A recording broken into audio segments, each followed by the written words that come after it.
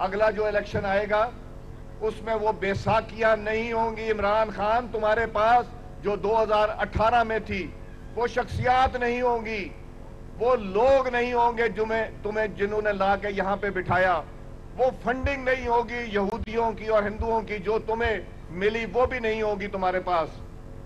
तुम्हारे खिलाफ दायरा तंग होता जा रहा है।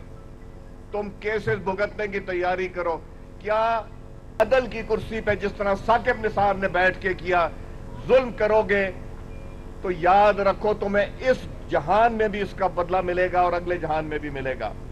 खान ने अपनी कुर्सी को इस्तेमाल करके, और कहते हैं बाजवा साहब ने ये बार बार यही कहते हैं, इमरान ने अपनी कुर्सी को इस्तेमाल के लोगों को हिरासत में लिया। साकिब निसार ने जो फैसला दिया, जो सादिक और अमीन का दिया, वो तुम्हारे सामने आ गया। साकिब निसार जो घड़ियां चोरी करता है और तोशे खाने की चीजें चोरी करता है, वो ईमानदार हो सकता है? वो ईमानदार नहीं है।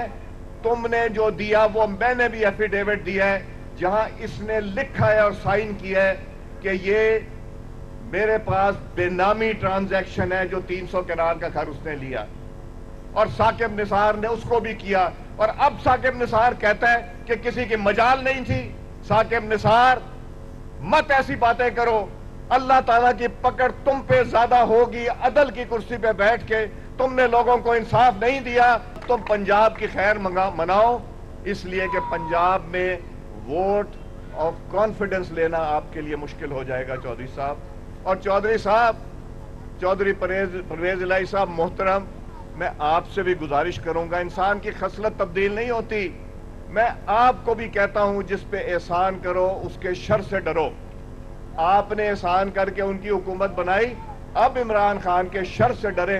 दिल से मैं कहता हूं कि आप भी खुश नहीं होंगे उससे, मगर कह नहीं सकते, मजबूरी।